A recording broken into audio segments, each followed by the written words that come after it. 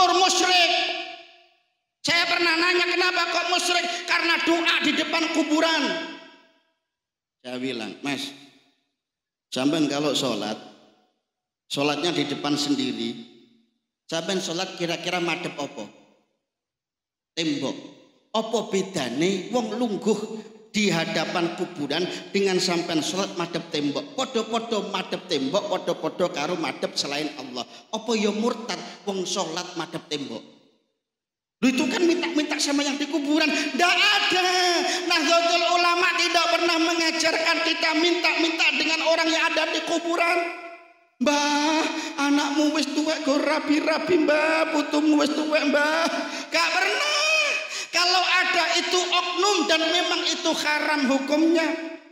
Kita mendoakan orang yang ada di kuburan, doa kepada guru-guru kita, doa kepada orang tua kita, doa kepada saudara kita yang kita yakini mungkin dulu tidak begitu sergap ibadah sehingga perlu kita doakan. Al-Ghazali dawuh, al-mauta kal gharik, orang yang meninggal dunia kayak orang yang mau tenggelam. Bapak Ibu, jeneng wong ngajenge tenggelam, mau kedelep itu, mau tenggelam itu nggak butuh aneh-aneh, nggak butuh yang mahal-mahal. Ada orang mau tenggelam, sampean kandani, sudah nyantai saja, nanti tak kasih duit 1 miliar, dia nggak bakal mau. Kenapa? Duit 1 miliar nggak bakal nyelamatin dia, betul? Udah nyantai saja, nanti tak kasih emas 2 suku, dia juga ndak mau, karena emas 2 suku ndak bakal nyelamatin dia. Tapi cukup apa? Nyantai saja, tak kasih ban bekas, cuma ban bekas tok, malah dia seneng karena dengan ban bekas itu dia akan selamat. Orang yang meninggal dunia sebenarnya nggak pengen macem-macem, cukup kepada kedua orang tua saya. Al-Fatihah. Apakah sampai 5 menit? Sampai 5 menit? Allahumma gfirli wali walidayya warhamhuma kama rabbayani shaghira. Sampai 3 menit. Butuh sesuatu yang sederhana, yang penting istiqamah. Setiap habis sholat kita doakan Fatihah orang tua kita, karena mereka dulu belum tentu menjadi orang baik. Ada yang mungkin sholatnya belum rapi, ada yang mungkin puasanya bolong-bolong.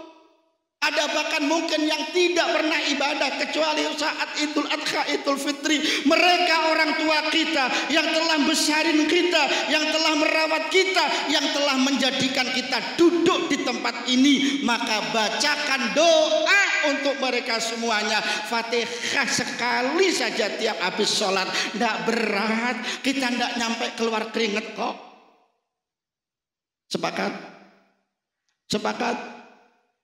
Imbal balik sama orang tua kita, setidaknya mereka sudah susah payah ngandung kita, muntah-muntah, butuh tenaga, butuh vitamin, ngerawat kita dengan penuh tenaga dari pagi bekerja sampai sore demi anak-anaknya biar sukses, mondoknya biar selesai, pendidikannya biar selesai.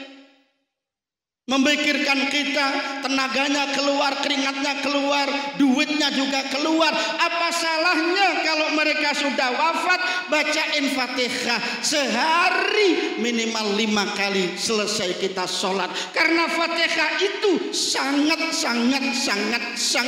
membantu dan dibutuhkan oleh kedua orang tua kita yang sekarang berjuang di alam barzakh. Ibu, alam ada 5, ada alam roh sudah kelewat, alam di perut, alam di dunia, alam barzakh, alam akhirat. Di dunia semuanya enak. Bahkan Imam Ghazali dawuh, hakikatul hayat al hayat ba'dal maut. Hakikatnya hidup setelah mati. Li'annahu munfaridun, sebab sendirian. Kalau kita masih hidup, panas, demam, ada yang ngobati. Haus, ada air. Panas, sumuk, ada kipas angin. Gelap, ada lampu. Mati, ada cengset. Pegel-pegel, linu-linu, ada yang mijetin. Kurang sesuatu, ada yang nolong. Sakit, ada yang nganterkan. Tapi di alam barzakh munfaridun, sendirian. Amal ibadah kita yang menemani di alam kubur tidak cukup. Karena yang nemeni hanya amal ibadah kita, dirupakan dengan malaikat yang sangat ganteng nemani kita. Tapi kalau amal kita tidak cukup, kita butuh amal dari orang lain. Minimal anak-anak kita. Kita sebagai anak minimal doain orang tua. Siapa lagi yang mendoakan beliau kalau bukan kita anak-anaknya? Jangan berharap tetangganya mau doain kalau bukan kita sendiri. Maka mendoakan orang tua, mendoakan kerabat, sesuatu yang sangat-sangat dipentingkan bagi ahli kubur. Maka setiap hari sepakatkah kita untuk kirim doa minimal kepada kedua orang tua dan guru-guru kita? Sepakat? Sepakat? Allahumma apa yang akan kita balas? Nggak ada kok. Di perut sudah ibu kita muntah-muntah 9 bulan, kadang 4 bulan. Makan apa-apa ndak enak, betul? Lahir nyawa taruhannya. Sebelum lahir sehat, begitu lahirin kita ada yang meninggal dunia.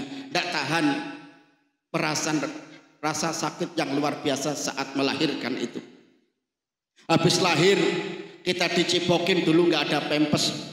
Nyipokinya ribuan kali, minimal sehari kadang 10 kali, karena bayi itu pipis sehari bisa 10 kali. Diceboki ping 10 sampai kapan? Sampai kita bisa cebok sendiri. Umur berapa? Rata-rata 7 tahun. Dari 0 sampai 7 tahun berapa ribu kali kita diceboki? Pernah nyebokin orang tuanya? Yang sudah pernah mungkin sudah meninggal dunia, saat mandiin nyebokin sekali tok. Digendong ribuan kali, kadang semalaman digendong karena kita sedang sakit. Boleh habis maghrib digendong, dituruni kita nangis, gendong lagi, terus diantara kita badal belum ada yang sempat gendong orang tuanya. Kalau ada mungkin orang tuanya sudah meninggal dunia. Digendong pakai keranda, digendong bawa tempat pemandian 3 kali tok paling. Kita belum bisa gendong mereka. Apalagi urusan harta, kita sama sekali belum bisa bales. Yang ada malah kita ini walaupun sudah berkeluarga, kadang ngutangnya sama orang tua, minjam surat tanah masih sama orang tua, kekurangan masih sama orang tua, betul? Kapan akan bales? Orang tua kita yang sudah tua mestinya duduk santai sambil berzikir, menikmati TV atau deres Al-Quran. Tapi yang ada kadang malah di rumah jadi pembantu kita. Ada. Pagi kita belum bangun, orang tua sudah bangun. Siap-siap nak masak apa nanti. Selesai masak nak bersih-bersih piring. Selesai bersih-bersih piring nak masih menyapu. Selesai menyapu nak masih nyuci. Kitalah pergi ke kantor, kitalah pergi ke mana-mana. Kalau pengen kita berkah, anak kita soleh-soleha, jangan jadiin orang tua kita pembantu kita. Selesai sudah, kita tinggal membalas beliau. Sepakat? Sepakat. Sekolah habis berapa juta, nikah habis berapa juta. Kadang kita senyum-senyum di atas panggung, selfie, tidak tahu orang tua bingung. Kenapa? Ketika mau nikah ngutang kemana-mana. Akhirnya kata orang Jawa, bapak ngomong karo mbok, kira-kira becekane cukup kok gak? Ya mbuh pak. Nggak mikirin nanti itu utang bisa terbayar atau tidak, karena anaknya mau nikah, mau ngumpulin saudara-saudaranya, maka yang penting terkumpul biarpun utang nggak apa-apa. Pikir belakang ingin membahagiakan anak-anaknya. Habis nikah masih juga mohon maaf ngasih modal untuk bikin rumah. Kadang setidak-tidaknya masih beliin genteng, masih beliin semen. Habis itu masih ngasih modal untuk apa?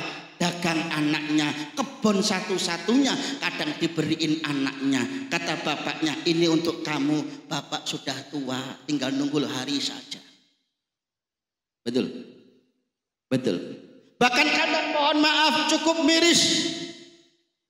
Ada seorang tua punya anak 5. Anak pertama bikinkan rumah, kedua, ketiga, keempat, tinggal anak yang terakhir tidak bisa bikin rumah. Akhirnya bilang, nak, ini kamu rumah sama ayah dan ibu, enak-enaklah di sini. Berjalan beberapa bulan, beberapa tahun, bapaknya bilang sama ibunya, bu, kayaknya kita tidak enak kalau serumah sama anak. Dan terus, pak, kita rumah di belakang saja. Padahal di belakang nggak ada rumah kecuali dapur.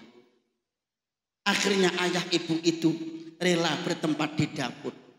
Kenapa? Gak enak sama anaknya, karena kakak-kakaknya dibikinkan rumah sementara dia tidak. Bapak ibunya nempat di dapur. Namanya dapur, bapak ibu, kalau pelihara, mohon maaf, sapi, pelihara kambing, kalau di Uku Timur karena ndak aman, itu ya tidurnya di dapur kambingnya. Sapinya tidurnya juga di dapur, ayamnya tidur juga di dapur. Berarti bapak ibunya tidur sama. Ini sekedar cerita kok, ada kenyataan. Anaknya sudah bilang, enggak pak, bapak pokoknya di depan, enggak, pokoknya sampai yang sama menantu aja yang bisa, bapak sampai di belakang aja. Enggak pak, pokoknya sampai di depan. Eyelan. Kenapa? Karena kasih sayang orang tua yang luar biasa, ndak bikin ngerepotin anak, mereka ikhlas tinggal di dapur. Wis kaya ngono pengorbanane. Mosok gur macane Fatihah, Al-Fatihah untuk kedua orang tua. Kula jenengan gak sanggup. Sanggup napa mboten? Lek gak sanggup rasah dadi NU.